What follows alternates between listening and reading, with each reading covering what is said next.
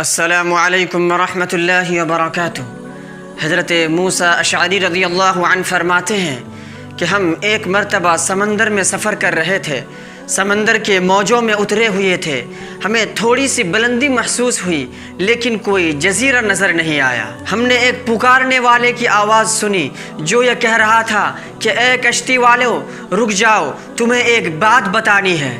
حضرت موسیٰ اشعری رضی اللہ عنہ فرماتے ہیں کہ ہم نے پیچھے مڑ کر دیکھا لیکن کوئی پکارنے والا ہمیں نظر نہیں آیا، لیکن وہ بار بار پکار رہا تھا، یہاں تک کہ 7 مرتبہ پکارا کہ اے کشتی والو رک جاؤ، تمہیں ایک بات بتانی ہے۔ ہم نے جب 7ویں مرتبہ یہ آواز سنی تو ہم نے کہا کہ اے پکارنے والے، تم تو دیکھ رہے ہو کہ ہم سمندر کا سفر کر رہے ہیں اور ہمارے پاس رکنے کی کوئی گنجائش نہیں ہے، تمہیں جو بات بھی بتانی ہے تم یوں ہی کہہ دو۔ تو اس پکارنے والے کی یہ آواز آئی کہ کیا میں تمہیں یہ بات نہ بتا دوں جو اللہ رب العزت نے اپنے اوپر فیصلہ کر رکھا ہے؟ تو ہم نے بتایا کہ ہاں ضرور بتاؤ۔ تو اس نے جواب دیا کہ اللہ رب العزت نے اپنے اوپر یہ فیصلہ کر لیا ہے کہ جو شخص بھی سخت گرمی کے دن روزہ رکھ کر پیاس کو برداشت کرے گا، قیامت کے دن اللہ رب العزت اسے ضرور سیراب کریں گے۔ اور اس کے بعد حضرت موسیٰ اشعری رضی اللہ عنہ کا یہ معمول رہا کہ وہ سخت گرمی کے دن کے انتظار میں رہتے، اور جب سخت گرمی کا دن آ جاتا تو روزہ رکھ کر پیاس کو برداشت کرتے تاکہ قیامت کے دن اللہ رب العزت انہیں سیراب کرے۔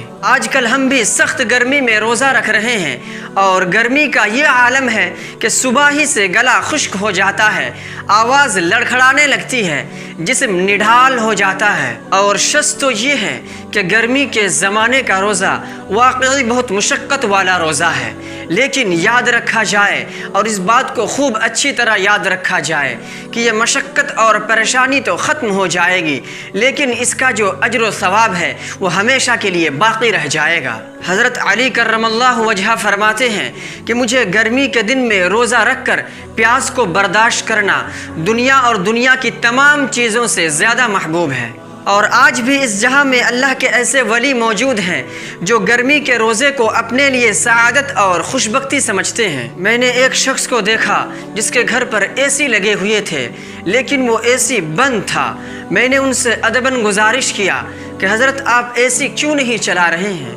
تو ان کا جواب سنیے، وہ کہہ رہے ہیں کہ اللہ رب العزت یہ چاہ رہے ہیں کہ گرمی میں روزہ رکھ کر ہمارا بندہ پیاس کو برداشت کرے اور گرمی کو محسوس کرے، تو پھر میں اے سی چلا کر اس پیاس کی تکلیف کو کم کیوں کروں؟ میرے بھائی اور میری بہن، یہ گرمی کا روزہ دیکھ کر مجھے تو غزوہ تبوک یاد آ رہا ہے کہ جب مسلمانوں پر یہودیوں کا ایک بہت بڑا قرضہ تھا، سخت گرمی تھی اور کھجور کی فصل بھی پک رہی تھی۔ مسلمان یہ سوچ رہے تھے کہ اس کھجور کی فصل سے ہی یہودیوں کا قرضہ اتار دیں گے۔ اللہ کی شان، اللہ کا یہ حکم ہوا کہ جہاد کے لیے نکل پڑو۔ تمام صحابہ کرام اور تمام مسلمان بغیر چوں چرا کے جہاد کے لیے اٹھ کھڑے ہوئے۔ اس وقت کے منافقوں کو جب یہ صورتحال کا اندازہ ہوا تو وہ مسلمانوں کے پاس آئے اور ان کے دلوں میں وسوسہ ڈالنے لگے، ان کو بتانے لگے کہ اتنی سخت گرمی میں مت نکلو۔ تو اللہ رب العزت نے انہیں جواب دیا، قل نار جہنم اشد حرا، کہ اے میرے محبوب محمد صلی اللہ علیہ وسلم آپ انہیں بتا دیں کہ جہنم کی گرمی تو اس سے بھی زیادہ سخت ہے۔ آج ہمارے دل میں بھی شیطان اور ہمارا نفس یہ وسوسہ ڈال رہا ہے کہ اتنے گرمی میں روزہ مت رکھو، تو آپ اپنے نفس سے یہ کہہ دیں کہ سن لے جہنم کی گرمی تو اس سے بھی زیادہ سخت ہے۔ آپ شیطان سے یہ صاف صاف کہہ دیں کہ جہنم کی گرمی اس سے بھی زیادہ سخت ہے۔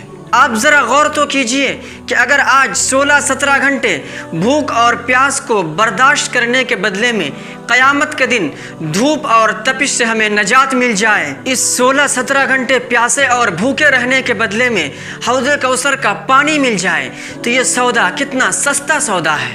اے میرے بھائی، آپ ذرا تصور کیجئے کہ آج اگر گرمی کا یہ عالم ہے جبکہ آج سورج ہم سے لاکھوں میل دور ہے، اس وقت کیا عالم ہوگا جبکہ سورج ہمارے سروں کے اوپر آ چکا ہوگا۔